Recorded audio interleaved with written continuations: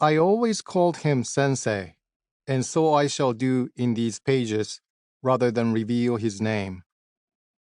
It is not that I wish to shield him from public scrutiny, simply that it feels more natural. Sensei springs to my lips whenever I summon memories of this man, and I write of him now with the same reverence and respect. It would also feel wrong to use some conventional initial to substitute for his name and thereby distance him. I first met Sensei in Kamakura in the days when I was still a young student. A friend had gone there during summer vacation for sea bathing and urged me to join him, so I set about organizing enough money to cover the trip. This took me 2 or 3 days.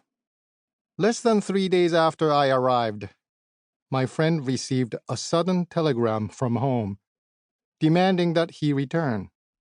His mother was ill, it seemed. He did not believe it.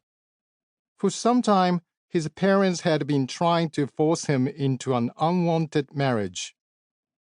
By present-day standards, he was far too young for marriage, and besides, he did not care for the girl in question. That was why he had chosen not to return home for the vacation as he normally would have, but to go off to a local seaside resort to enjoy himself. He showed me the telegram and asked what I thought he should do. I did not know what to advise, but if his mother really was ill, he clearly should go home. So in the end, he decided to leave. Having come to Kamakura to be with my friend, I now found myself alone. I could stay or go as I pleased, since some time still remained before classes began again, so I decided to stay where I was for the moment.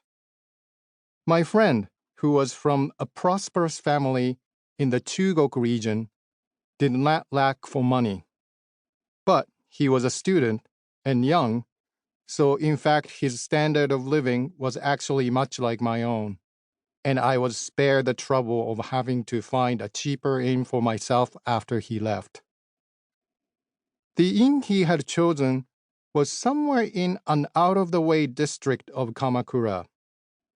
To get to any of the fashionable spots, the billiard rooms and ice cream parlors and such things, I had to take a lengthy walk through the rice fields.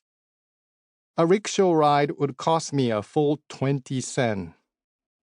Still, a number of new summer houses stood in the area, and it was right next to the beach, making it wonderfully handy for sea bathing.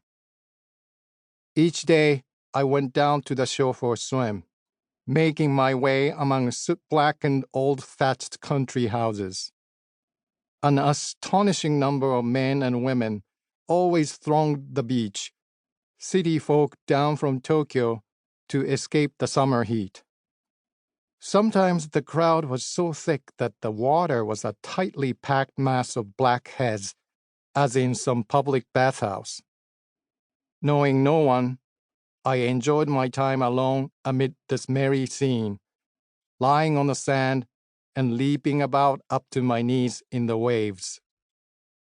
It was here in this throng of people that I first came upon Sensei. In those days, 2 little stalls on the beach provided drinks and changing rooms, and for no particular reason, I took to frequenting one of them. Unlike the owners of the grand summer houses in the Hase area, we users of this beach had no private bathing huts, so communal changing rooms were essential. People drank tea and relaxed here, or left their hats and sun umbrellas in safekeeping. After they bathed, they would wash themselves down at the stall, and the attendants would rinse their bathing suits for them. I owned no bathing clothes, but I left my belongings at the stall whenever I went into the water to avoid having anything stolen.